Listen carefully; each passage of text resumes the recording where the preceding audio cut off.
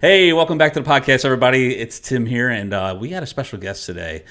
A couple weeks ago, I put out a post on Facebook looking for more guests, people that have a story, and today's guest was tagged in the post thanks to Kristen Deems, a mutual friend of ours, and I started looking into your story. Yep. And oh my God, it's deep, man. You better grab some popcorn when you sit down to look at that. Shoot, you are in for a treat today. Something that has happened so horrible, not that long ago, only about a year ago, just over a year ago.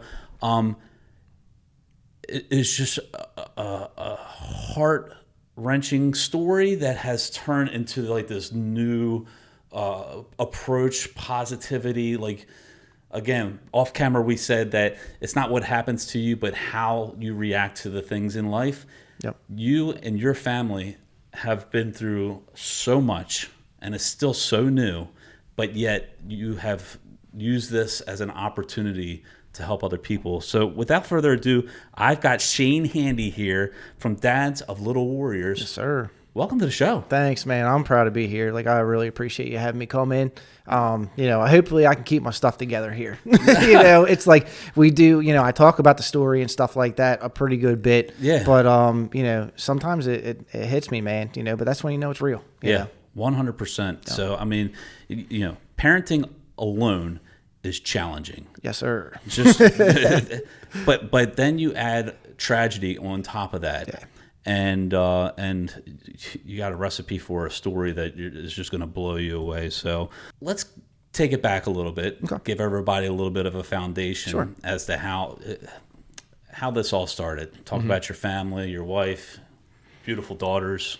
Yeah. Yeah, man. Yeah, so, we got a pretty interesting background. My one daughter, the oldest daughter, Lulu, she's 2.5. My wife and I was just telling you before we got on the podcast, we've been together about 8 years or so, and we both had two separate businesses. I had my diesel performance shop that I ran for about 9 years. My wife was, really successful photographer. She's amazing. She loves her job. Yeah. So, we felt like even before kids, like we had, like, we call it the American dream.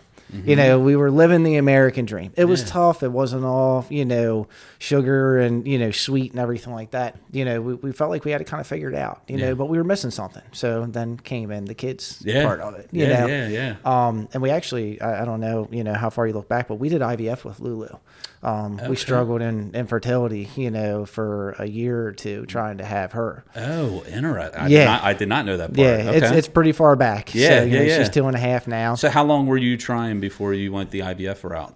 Pretty heavy year. It was probably a year, almost 2 years, when we realized we wanted to try, and we knew we had some complications even going into it, on some things. But yeah, man, that was a big struggle that we went through starting, with just the kids in general. So yeah, we did IVF with her, and she turned out great, man. She is like a ball of fire. Like I was telling you, we're a very active family. We have 4 mini horses. Our neighbors luckily have a farm we keep them at and everything. Mini horses. Yeah. So we stay moving, and we're not really the most like gentle parenting people. We're pretty like old school when it comes to things. So it's kind of like sometimes you got to just find out. So yeah, I mean, we went through IVF with her and did all that stuff, and believe it or not, we just went to Nashville. We was so Luci was born in 24, so 23. We went to Nashville, had a great time, took Lulu, went to a Hardy concert. I was a big Hardy fan. Okay. So went there, came back, and like a week later, I get in trouble for this all the time. I told Sam, I'm like, you look like, something might be going on, Okay. And she's like, what? There's no way. We spent all this time doing IVF. I'm like, look, you do photography, you do a lot of newborns that, you tell me that this stuff happens after you do IVF. Right. Like, it's possible. Right. She's like, nah, there's no way.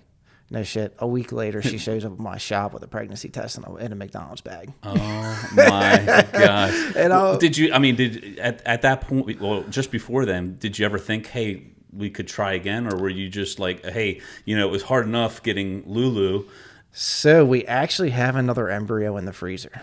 Okay. We landed 2 of the furthest genetic testing embryos that we could do through IVF. So we have another girl in the freezer still today. So we were, we were still like, I don't know, like, and I told Sam, I'm like, not that I don't want another one, but like, Lulu's perfect, man. Like she's a hellion. Don't get me wrong. Like she's crazy, just like any other kid is. Just like her mother. Yeah, exactly. 110%. Okay. And she'll say she's like me. You know what I mean? That's just how that works. That's probably the truth. It's definitely a mixture of both, which is a bombshell. In itself. A smoke show. It is, man. Yep. But yeah, man. So we still had that. So like here comes Luci out of nowhere. We weren't expecting it. She kind of just popped up, a little surprise baby, and like everything was was going good until it didn't. Yeah. And this is where the story really kind of gets heavy. So Luci was born. Yep, Luci was born. It was June 15th, 2024. Okay. We were, went into the hospital, kind of expecting just the normal stuff. We just did it. Lulu was like 18 months at the time. Yeah. So, like, it wasn't anything new. It was the same hospital. You guys are veterans. Right, exactly. Yeah. Like, we got this. Yeah. And then, we were in the hospital for about a day or so, in labor and delivery, and then things kind of went a little south. So, Luci, when she was born, she had lack of oxygen and blood flow to her brain. Oh, okay. The condition is called HIE. It's hypoxic anemic encephalopathy. Like, I butchered that. I was going to say, when I looked this up to do with my research, I was like, how do you say that last one? Encephalopathy or something like that? I'm not even going to try to say it again because I guarantee you I'll butcher it. We'll have Drew put that up on the screen just so you can see how complicated that is. Yep, y'all can figure it out. So that's the condition she had. So, man, we're in the NICU, and so it's like I don't want to go too far into it because I don't want to take up too much time, but like it's like such an intriguing process on what they do for these babies, because literally she was born dead. Like she was blue. She had to be resuscitated and all that stuff. Yeah. Through it was an emergency C-section that Sam had. So when they did all that with that condition that she has, to bring them back and try to control, because you'd never fix that brain damage. Like once it's damaged, it's done. They do this cooling process. So you actually get put on a cooling table. It's like a layout bed, like for babies, and they run cold water through it and actually put your body in hypothermia. Interesting. So that's supposed to preserve the brain damage and not let it kind of get worse or anything like that. So that's a 72-hour process. So the first 72 hours were nothing. Like she was sedated, she was out of it, and she wasn't expected to make it, past day 4, according to the doctors. So at that point, we decided we're like... You and Sam are probably at this point just going freaking bonkers. Bruh, it was because Sam was recovering from her emergency C-section. She got coded too. Like she was passed at one point too. And here you're thinking, oh my God, am I gonna lose both of them? Dude, I'm in a room by myself, and it's just like, yeah. Wow. I don't even want to think again of the thoughts that were going through my head. Oh my God, yeah.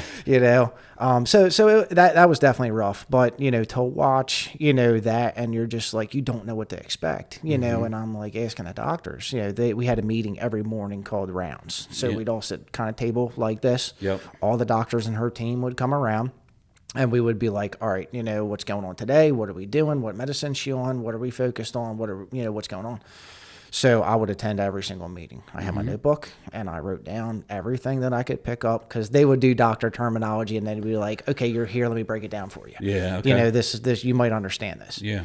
So they did that every morning, man, and they did everything. Like, kudos to the NICU team, man. The doctors, to the nurses, to everybody. They put up with our shit of living there in her room, because like I'm sleeping. The deal was Sam was recovering up in postpartum from her emergency C-section. So I would, bounce back and forth. 4-3-4-7, 4-3-4-7. Like, dude, I wore out some shoes. Let me tell you. Hey, dudes ain't built for NICU life. Right. Oh, my gosh.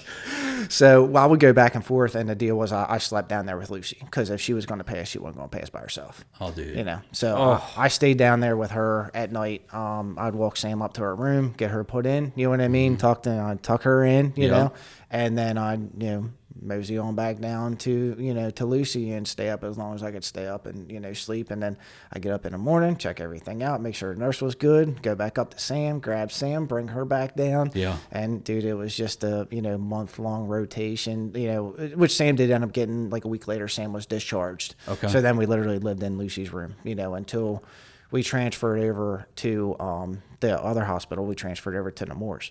And they had Ronald McDonald House, and man, that was the first time I slept in a bed in a month. Oh wow! Yeah, so I hear the Ronald McDonald Foundation is just amazing. Thank God for them, man. Yeah. No, we were talking about my one buddy, and I hate to name drop because I have so many great people that I've met through this Dad's Little Warriors that I'm afraid I'm going to forget somebody, and then I'll feel like shit. Right? You know what I mean? It's not who you mentioned; it's who you didn't mention. Exactly. Yeah. So my one buddy that I met, they were up from Kentucky, and they stayed in Ronald McDonald House, and I'm like, dude, like you can come stay with me, but literally it's right across the street from the hospital. Okay. Like you walk to the hospital if you don't want to load up, if you're able to. Yeah. So I mean, that was a saving grace, man. Thank God we got in there. I think we were only there for like 2 weeks out of the month. We kind of transitioned to Nemours. Okay. We started kind of making our way out a little bit. You could tell they didn't really like us staying in a room. It's not set up, it's more or less like, okay, you're here just to see the baby, and then like let us do,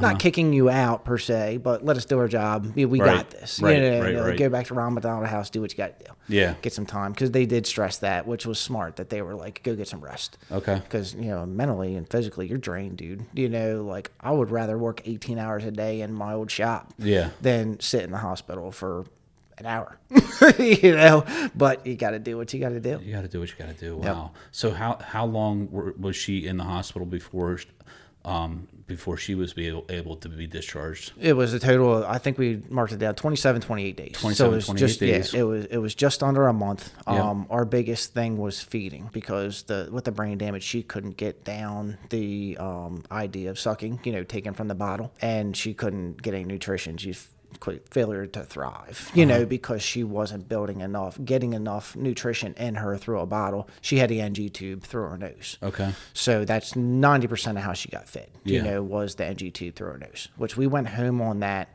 We were probably on that for about 3 months after she wasn't. Dude, we just grinded. Like every day we were like switching positions on feeding her and, trying different things and doing this and doing that.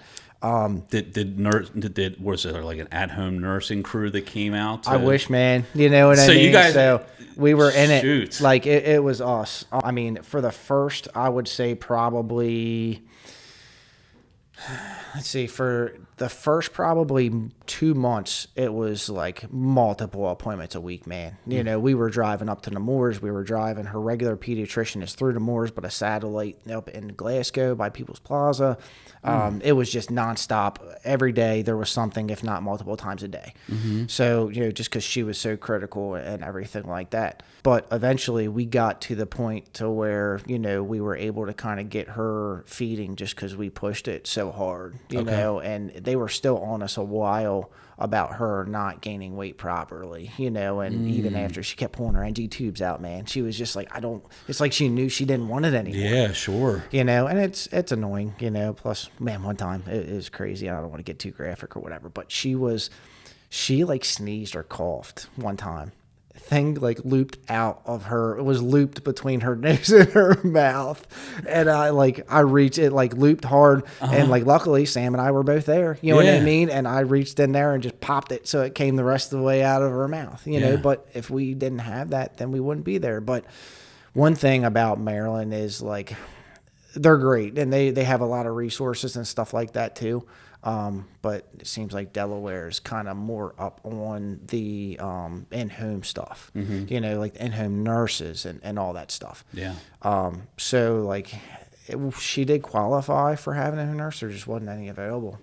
So we just kind of had to put our whole life on hold, take a step back and step up to the kids and just, do it. And that led you're a blue collar guy. Yeah. You had your own business that you had built from the ground up. Yep. You walked away from the business. Yeah, man. That's probably the hardest thing. I mean, other than going through what I went through with Luci, but this was back to back, man. We got home in July. In August, I was moving all my stuff out of my shop. All the stuff I took all this time buying, building, making, to do. I would like to say that I was kind of in zombie, just like survival mode. You know what I mean? Still at that point. So it really didn't hit me until I moved all the way out. Yeah. You know, I moved out of it. That's tough, man. Yeah, like that's almost like another child. It is. You know, your business. Yeah. You know, I used to complain about the business, you know, how it was running my life and it was tough and like couldn't find good help and all that stuff. And it wasn't nothing compared to this, dude. Like I tell everybody all the time, I'm not built for this shit. Like I'm not built for the stay-at-home dad. Yeah. That's not me, but I'm built for survival but it is you. and protecting and, you know, for my family. It's a different kind of providing. I was providing, you know, more financially and building something before. You know, now I'm just, you know, providing a different way for the family, I guess, which is a hard pill to swallow for me and took me a long time to accept that. Sure. But once I did, like, it did take a little weight off my shoulders. This episode is sponsored by the Markland Advantage with Cummings & Company Realtors. When you're ready to make a move, give us a call. We'd love to help you out in the buying and selling process. If you'd like more information, simply message us or email tim@themarklandadvantage.com. Now back to the show. Other than, of course, seeing your daughter and seeing your wife go through all that, do you think that that's probably the hardest challenge that you had to face through all this? Yeah. Wow. Yeah, definitely, man. Just because, like, I went to school for that stuff. I started out at the bottom, working at shops, working at the dealership, doing the nights and weekends, doing the side work to build this up. You know, and when I had my shop, I was always quality over quantity. And I felt bad for my customers. You know what I mean? There are, you know, qualified shops around the area that they could go to, but I took a lot of pride in my work, man. You know what I mean? And people noticed it. You know, it didn't go unnoticed, and that's what kept me driving, pushing, going, you know, in it. And again, folks, this was just last June. Yeah, man. Like this probably for you, it probably feels like a lifetime. It does, man. This has been going on for years. Yeah, this is only. I mean, we're filming right now in the beginning of August of 2025, and this happened June 15th, 2024. Yeah, it's when it was all her started, birthday. man. Was her birthday. And it's the start of the shit show nobody wants to take it to. Oh my God! Right? Jeez. Yeah. So. You know, you did mention you've had a lot of support with your friends. Yep. But before we get to that part, which is a huge part, you and your wife have had to communicate, be on the same page. I'm sure it wasn't always pleasant. You have your own feelings. Yeah. She has her own feelings. No. You have to worry about her. Exactly. She's worried about you. Yeah, man. Talk about the dynamic in the beginning, but then how have you guys kind of improved the relationship that you now have? Yep. I'm assuming just from what I've watched and what I've listened to in doing my homework. I mean, that's certainly been a huge challenge for you guys. Bro, it's a struggle, man. You know, we are very alike but very different. You know, so sometimes that's good, sometimes that's bad. I think for a long time, and I'm talking months, not weeks or whatever, we were literally zombies. You know, we were just day to day, try to just get through the day, figure out what's going on, figure out what we need to do. We struggled, man. You know what I mean? Like, I'm not going to sit here and lie. I mean, the camera sometimes might show different, you know, when you see the pictures and all that stuff. It was a big adjustment for my wife because we're both the same in that we're all in. You know, whatever we do, it doesn't matter if it's taking out the trash or taking care of the girls. Yeah. We're all in. You know, it's going to get done. It's going to get done right. Right. And to the best of our ability. So yeah, that's been a big struggle. And like, you know, we tried, you know, we have done therapy and stuff like that too. Like, I mean, I'm not scared to say anything, you know, when it comes to stuff like that. Like my pride. Now, being a man though, like we as men find it very challenging at times to talk about our feelings and our emotions. Yeah. Was that a struggle for you in the beginning, or just because of this, you're just like, you know, fuck it? Yeah, I mean, you know, I had nothing to lose. You know what I mean? The only thing I had left to lose is my wife and my girls. You know what I mean? And like that's my life. Exactly. Yeah. So like, you know, and we've been through the struggle bus of that point where we're just like, I just don't know if this is working. You know, one of us has a bad day, or if we're both having a bad day, man, watch out. Stay clear. Stay a mile away. You know what I mean? Like, we're both struggling today. Let's just, you know, kind of figure out separately what we need to do and think about what we're doing here. and get back to the roots, which is the girls, you know. And I've told my wife before when we've been having a serious conversation in the past, and I'm like, you know, I know we can work through this. I know it's tough right now, but no matter what happens with us, our girls are going to have the best chance of being raised, and Lucy's going to have the best quality of life if we're together.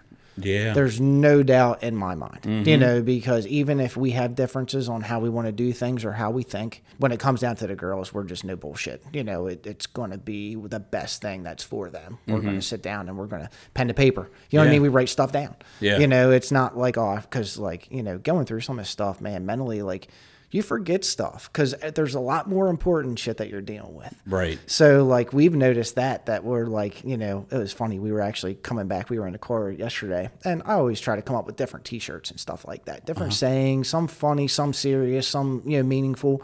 And she had an idea for a T-shirt, and I'm like, you know, that's cool. And I said the saying that I wanted along with what she wanted to put on the T-shirt. And she was like, that's actually really good. I'm like, text that shit to me right now. I'm like, because I will forget what I just said in 10 minutes because we're going to do something involved with the girls, you know, and Lucy. So, like, text it to me. And it's funny, man. But no, we've had our good days and our bad days. And we know that. We've accepted that. We've had, you know, like we were talking about the friends and the family around us, like our family.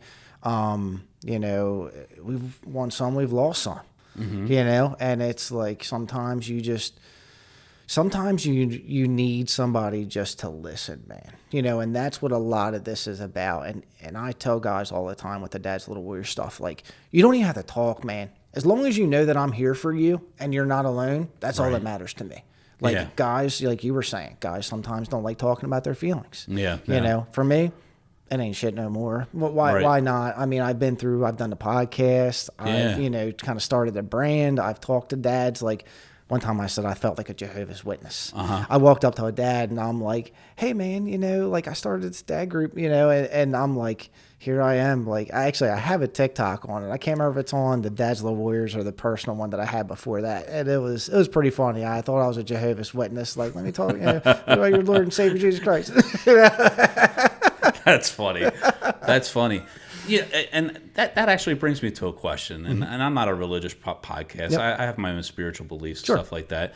Was there a leaning of on spirituality or God or anything through this whole? Because I didn't hear too much of that in the content that I listened to, and that's okay. Yeah, we tried. You know, we did try, and we had a couple people that we were really close with, and they asked us like, "Hey, man, come to this church with us." Like, they don't really, if you're not really into, you know, the big preaching stuff, like these guys put your daily life into perspective with the Bible, you know? Okay. And like, we tried it and it was cool. It felt like a rock concert, the one that we went to, you know? So like, it was cool, but, dude, and everybody makes the excuse that they don't have time. We just didn't have time. But you guys really don't have time. That you get a pass. Yeah, I appreciate that. Hopefully, God understands. Come on, man. Hook me up here. That's right. That's right. Like, give them a little bit of a break, right? Yeah. Oh my God. So no, honestly, like, you know, and it's not that we're not for it, not against it. You know, like it's no way or the other.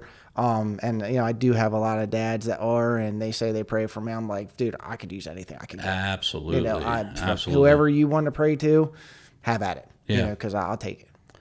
So, how long after you've taken this tragedy that you're still going through? I mean, you said about 3 days a week. You're still going up to Delaware and all that stuff.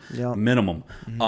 But now you've taken this whole experience, flipped it on its side, and you've started a group, the Dads of Little Warriors. You have a podcast, which I found you on and have watched several episodes. Awesome, I appreciate that. Absolutely. I mean, any kind of anybody, you can appreciate just how hard 100%. It is to grow a podcast. But you've taken something that is so tragic and so horrible, and you've turned it and made this into something that can impact men and women, moms, dads, which is also ultimately going to impact families too. Exactly.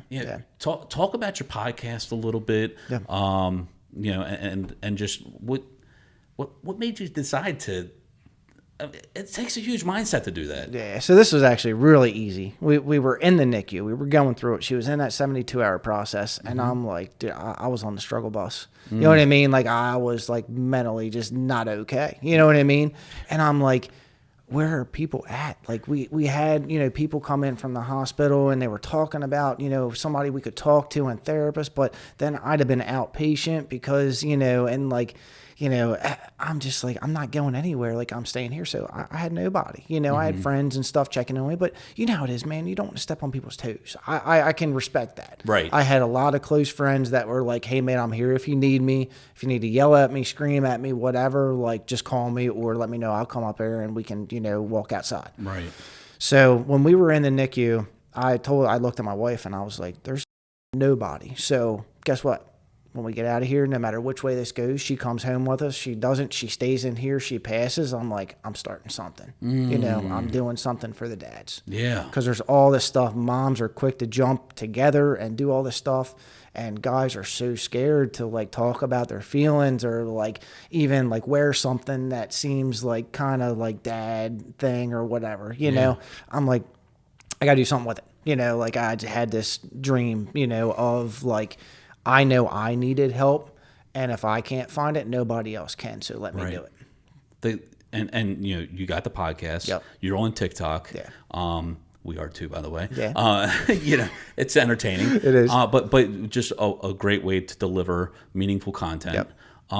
You have a website now. You have a merch line, which if you're watching this on YouTube, you can check it out. Yeah, got you decked out today. I got my T-shirt and my hat. Yes, you sir. You earned that. Yes, you earned sir. it. No, you're almost growing a movement here. You're in the beginning stages. Yeah. This could very well help a lot of people. And that's what it is. I was telling you before we start the podcast, like my healing, like I don't have the money for therapy. I don't have the money to pay out of pocket. I don't have the insurance to go to these therapists and stuff like that. So when I make this stuff, like it literally helps me. I'm like, dude, I'm pressing a hat and I'm like, this dad's going to rock this shit. Yeah. This dad is going to be wearing the brand that actually stands for something. And that's like something I started kind of pushing a little bit, like wear something that means something. It's not $1 million and it's not about the money or anything like that, even though it would help my family, financially, a lot. Because, right now we're down to one income. And like I said, Sam's just as invested in the girls as I am, if not more. Sure. And I'm putting my all into it. Yeah. And she's still trying to provide for the family. She's still bringing in new clients with photography and all that stuff. So, man, it's been a struggle. And like, that's what I would love to see is like, you can go anywhere and you can get on TikTok and you can buy like, whatever kind of shirt or hat or whatever. But like, man, this stuff actually, it's made in the office upstairs where my wife's computer is, my computer is. Like, it's homemade. You can customize. Like, we got the patches on the hat, and there's different emblems that you can put on the hat. And honestly, it was my out. You know what I mean? Like, I had so much all the time with my shop, man. I was running the office. I was working in the shop. I was talking to customers. I was doing just about everything. I had some part-time help here and there towards the end, that kind of took a little load off of me. But I was so busy, I didn't have time to really think about that stuff. Yeah. And then when I shut that down, I'm like, man, like, I gotta do something with my time. And I filmed my first podcast. Dude, it was probably like, I don't know, 4:00 in the morning. I couldn't sleep. Yeah. I'm sure you watched it. I'm probably like, I did. You could probably barely understand me. But you know what's cool? I watched the first one, second one, third one, fourth one. Mm-hmm. But then I went back. I watched your most recent one and saw just the level of progression within your presentation. Big time. And the intro. Yeah. The intro is talking about the merchandise and everything. It's just so well put together. And like we said, like right before this, it's like I have all the appreciation in the world because I got a Drew. Yeah. You don't have a Drew. You do. You're doing it all. You're doing all the post-production. And that stuff, that takes time. Dude, I'm my own worst enemy. You know what I mean? Like, I like things done a certain way. I was the same way with my shop. I'm the same way with the girls. I'm the same way with this stuff. You know, like, I would love, like, I've built this kind of, like, Ring of Dead. All right, I'll go ahead and throw some names out there. Okay. So, because I got to give them a shout out. Let's go. These these people, they moved up from Texas. Their son has a rare form of dysplasia dwarfism. You know, it's I don't know, like I'll probably butcher the term or whatever, but they have a rare form of dwarfism. Sydney and Odell, it's Walker's dad. His name's Walker. Okay. I think he just turned like 3 or 4. Okay. And man, so Sam, my wife, met them donating time doing pictures, for the hospital and everything. Oh, okay. So she kind of got hooked up with them before all this stuff even happened with Luci or anything. Yeah. I could tell they were great people, but we really didn't talk too much. And then she ended up showing up for a blood drive we were doing for Luci. And we got talking, and like she ended up sharing the Dad's Little Warrior stuff. And dude, like I got like a very tight niche of guys that ended up coming in there, probably 5 or 6 dudes. Her husband Odell, he's been on the podcast. Yeah. So a guy, Logan, out in Colorado, actually have a package in the back of the car I need to go to UPS and drop off for him. And this dude buys shit for his buddies. Like, he finds somebody going through a hard time. Yes. And he was like, he texted me the other day. He's like, "Yo, man, me again." I'm like, "Hey, yo." So your number one customer. I tried to hook him up, man. And, because I just love that. That's the shit that I did it for. Right. I did it for guys. So, dude, the whole movement now, dad supporting other dads. I'm part of that, but I'm not like, affiliated with that. Mm-hmm. So like, that guy, my buddy Josh from Kentucky, I was telling you about, that also has, dwarfism. His daughter has dwarfism, and that's the one that I met up at Nemours when they came for their yearly. I mean, dude's from Kentucky, and I got to run into him at the hospital. Like, make a shitty situation good, why don't you? Absolutely. Absolutely. We hooked up, and me and him are on a really cool talking basis. Another dude, Adam, he's from South Carolina. So, unfortunately, his son had the same exact conditions that Luci has, which is HIE, cerebral palsy, CVI, which is a brain-to-eye connection, the way that the brain's wired, to the eyes. Yeah. So, Luci is not blind, but she has some trouble with the communicating, like saying, "Hey, that's a piece of paper." Right. She's just like, "Okay, I see." Well, not only that, but she's 14 months old, 13, 14 months old, right? I mean, so, to really understand or know where this is going. Who knows? So she's in therapy for that too and all that stuff. But anyway, Adam, so he does music. He writes his own music. He produces his own music. He's got a couple kids, but his son Sammy is a twin, and the other kid didn't have any problems or anything like that. But Sammy had HIE, cerebral palsy, CVI, and he just passed like last year. Mm-hmm. Yeah, he was like 2 or 3. So that's what people don't get about this like thing with Luci is like, she looks great because she doesn't have a genetic condition. Okay. Most kids with a disability have some kind of genetic condition. Sure. With the dwarfism and stuff like that. It's obvious. It's genetic, right? You can see it. Luci, she looks beautiful. She looks like nothing's wrong, until you get to know her, you're around her enough and realize she's not really mobile, at her age, hitting milestones. And she does have a lot of sensory issues, car rides, stuff like that. Lose her shit. She's done. Really? But yeah. Just emotionally starts crying. Yep. Okay. Mm-hmm. Screaming, yelling, just like doesn't know. And again, you can't say, "Hey, babe, Luci, what's wrong?" Right? Yeah. But me and Adam hooked up, man, and his name's the Blue Collar Believer, and we clicked, man. And I actually just started doing stuff on the website with some of his lyrics on shirts, which are like awesome. Like one of them's "My story's written in Braille. You got to feel me to understand." Is one of the lyrics on there. Yeah, so he's got a lot of cool stuff, and I actually made a Dad's Little Warriors logo because they are religious and stuff too. So I put the Blue Collar Believer in where the D and the L kind of spaced that out a little bit and kind of made a cross out of it with the Blue Collar Believer in it. So it's like a cross. So I kind of gave him his own like logo. You know what I mean for our stuff. So we're working together on that. I've been trying to work on the TikTok shop stuff. That's a pain in the ass. Oh my god. Really? It's been a nightmare. But like you said, I'm one dude, so I'm trying. Well, I was going to ask you about the TikTok shop because I haven't dived into that. Yeah. We don't have merchandise or anything that. Mm-hmm. How challenging is that? It was the hardest, dude, because like kind of. I know I jump around a lot, but like going back to the website, like, dude, I went all in. I was up. Your website's day, awesome. Night. Thank you. Your website is awesome because I did all of that. And I redid it like 5 different times since like August, September of last year. I started, with the website and launched it. And I'm just like, told my wife, I'm like, I'm putting the website up and I'm going to start putting everything on there. Yeah. And like, dude, couple of days, I'm like, bam, there you go. There's your website, and then I just fine tuned it as we went along and got more stuff. And Then I gave in and did the Mom's Little Warriors thing, you know, for the wife, because everybody was asking. And it's been a huge supporter, though, man, because, like, I need the moms to tell the dads.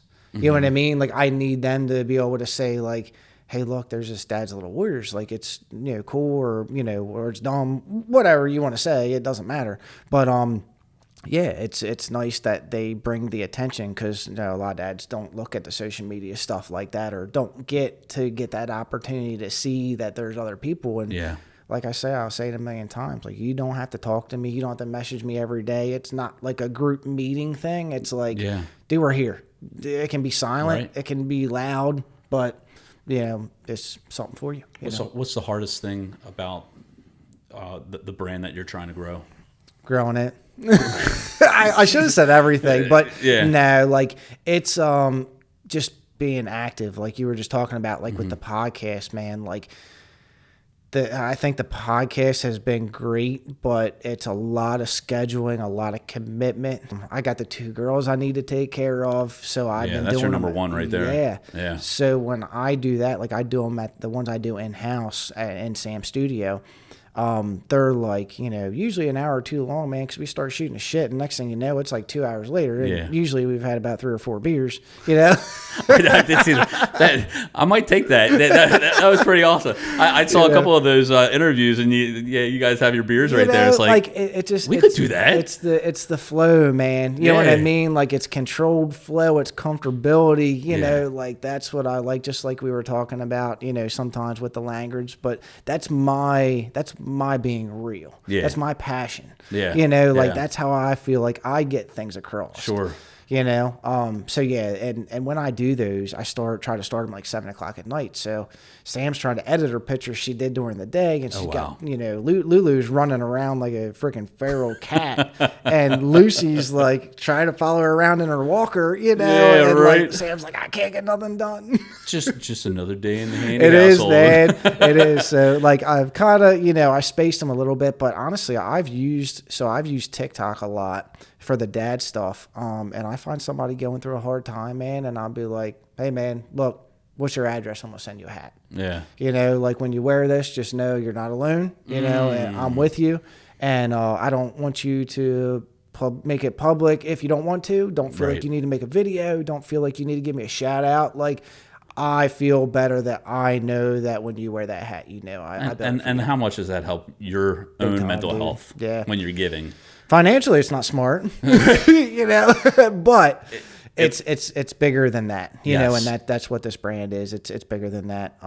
I've done it quite a few times, and I hope it does help, you know, people out. You know, I actually just talked about getting back on the podcast again, and I got a guy I sent a heart hat to down. I think he's Florida, and the dude's just like, so he just speaks from the heart, man. Like, he's a hillbilly kind of dude, you know, and like, just really cool and really easy. I've talked to him off camera and stuff before. He ended up doing his own hat thing. Like, he started, it's called a hat hook, and he made like the hooks that go in the brim of the hats. Yep. Well, then he got an embroidery machine, and he wanted to do his own hats and everything like that. And he was asking me some questions about getting started in the website and all that stuff. So kind of build a relationship with him. And I seen his stuff pop up on TikTok the other day, and I'm like, dude, when you talk, I listen. So, like, let's jump on a podcast. Okay. You know, like, let's do something, because he does come up with some good stuff, and you can tell it's heartfelt. That's awesome. So, like, I try to pull some people off of there, you know, also, which is nice. We can kind of do it. Is there anybody that's well known by a lot of people that you really follow that you like to emulate, or? I'm terrible with names. Okay. There's one dude.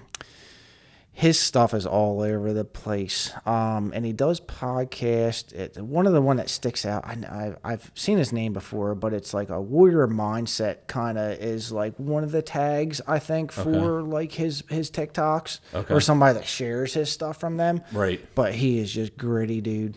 He is like down, dirty, get your ass up, get to work, do what you got to do, just straight getting it. If that don't fire up, I don't know what will. Right. Dude, I'm fired up. I know. Like, he gets me. There's a couple like of his audios that I've used, and some stitches I've used on you know, my TikTok and stuff like that. I saw you posted something from Andy Frisella. I think that's him. Oh, is that the one you're talking about? Yeah. He's CEO of First Form, which is I'm terrible on doing backstories. Like I love it. I eat it up. Like I eat that dude up. Yeah, he's awesome. He's got a little bit of a language issue too. Yeah, I know. I think that's why I like him so much. It's all. Yeah, I would love to meet him. That would be awesome. Somebody reaches out to you. They just had devastating news. Some kind of traumatic event has happened. And of course, firsthand what what that person's going to be going through. What's 3, 4, 5, just a handful of things that you would encourage that person to do to help get through that traumatic situation? Keep fighting, man. You know what I mean? Like, that's all you can do. Fight for yourself, fight for your family, fight for your kid. Like, you're your kid's advocate. Yeah. That's your job. Like they don't have a voice. They can't tell you what they're feeling or what's right, what's wrong. The biggest thing, man, is your friends. If you have family, great. If not, make your friends your family. Yeah. And you have a small circle of friends, inner circle of trust there that have really stepped up to help you and Sam through this. They have, man. Like we really rely on those guys as much as they know it. There's a couple groups that, like, we know if we're having a bad day, like if they come over or whatever. It actually happened the other day. I didn't even know they were stopping by. And, I don't know, man. I'm just kind of that gritty dude to where, like, I stay alert all the time, you know? Yeah. And, like, we were inside, and I think me and Sam were bickering about something stupid, you know? And we were both kind of in the attitude, kind of had, a little case of the ass, And all of a sudden, I see this red blur just like run across the front room, and like Lulu starts going behind it. And I'm like, what the fuck is that? So I buck up and run over there, and Sal, Justine, and Harper, man, our buddies. And I'm like, man, you guys, like, I always tell you, you're like family, so you don't have to knock. I'm like, well, y'all are way too quiet. I was like, yeah, it was funny. It kind of changed the mood, because me and Sam were kind of having a rough day, and I was like, okay, now we're good. But,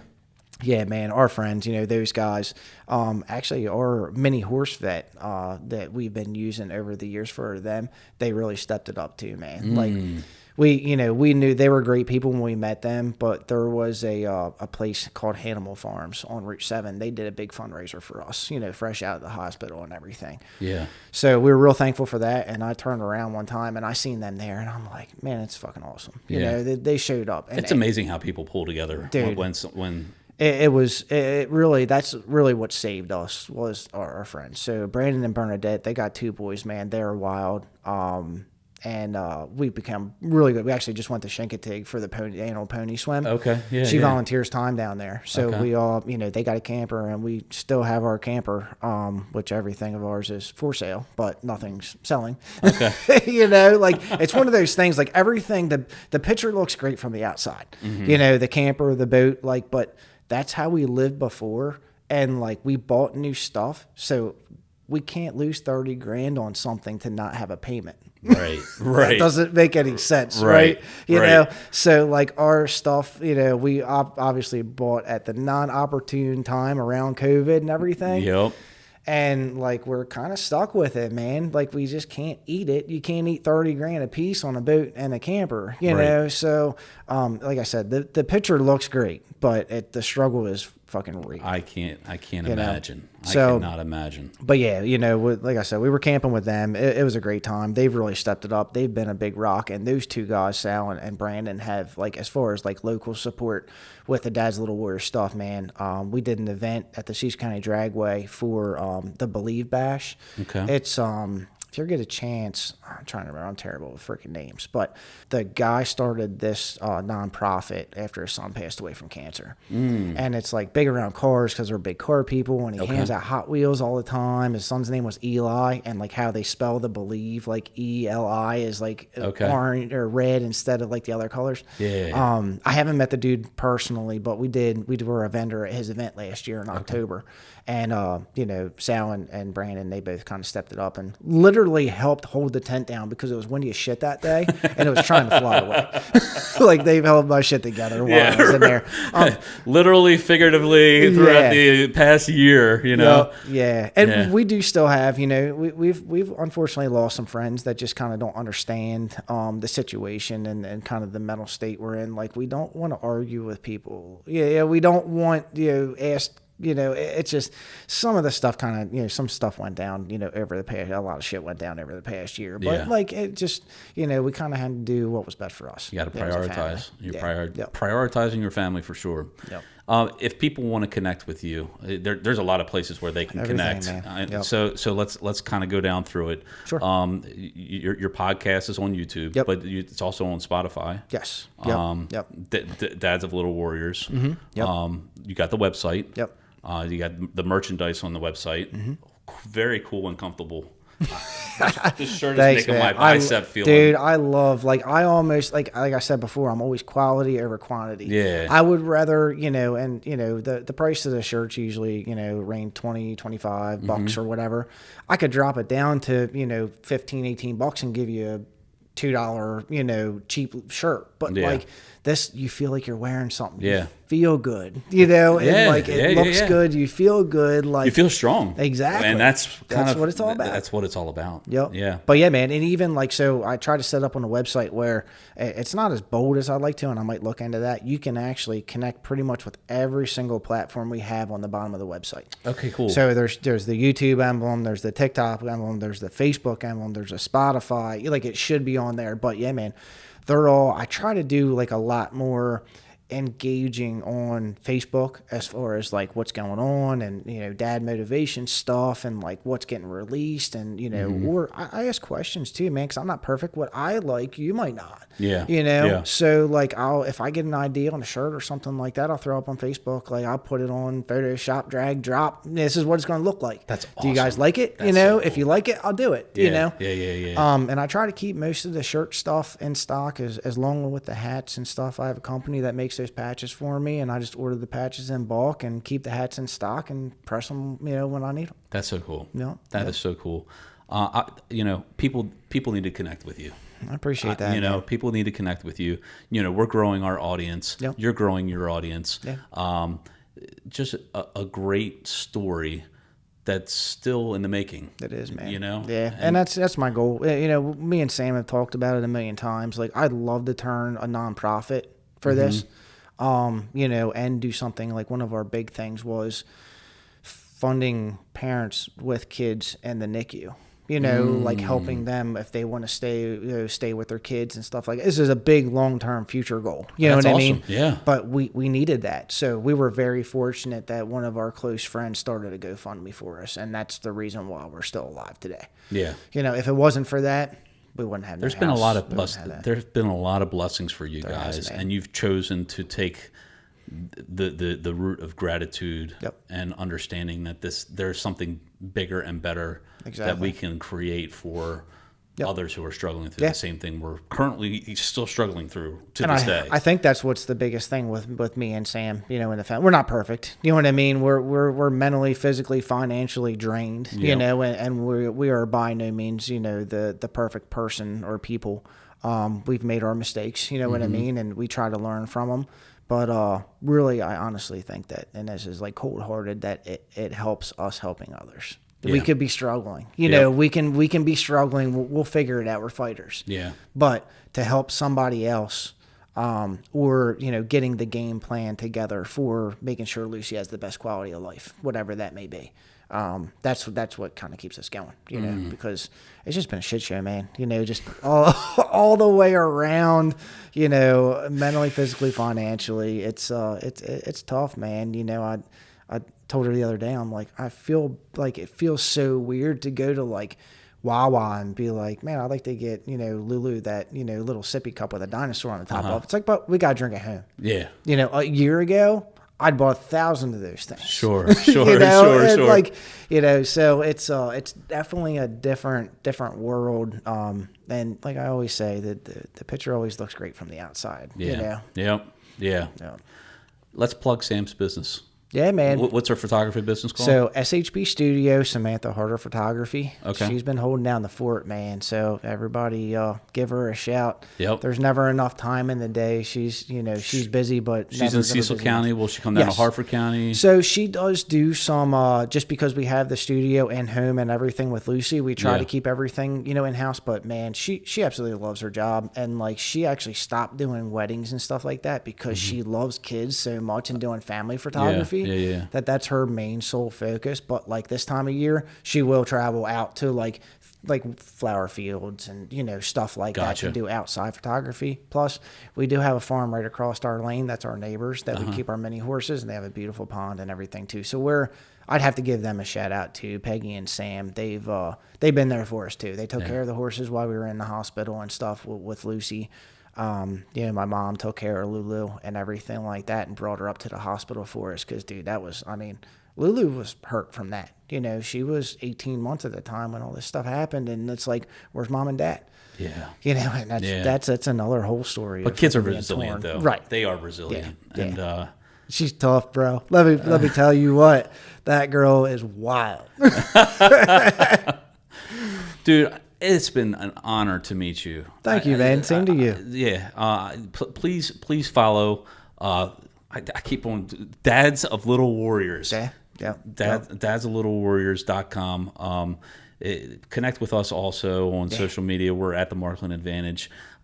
We need to share this out. We need to get this message out for you. No, I appreciate that, man. Yeah, you know what I mean? And it's just helping other people helps us. That's really the easiest way to put it. When it comes down to it, that's making this stuff and bringing awareness to it. Advocating for the kids. That's all we're trying to do. God bless you, man. No, I appreciate it. Awesome. Until next time, folks. Live your life to the fullest, and we'll see you soon. Take care. Thank you, guys. So, did you like this episode of the TMA Connection? Well, you might want to check this one out right here. Go ahead, click it.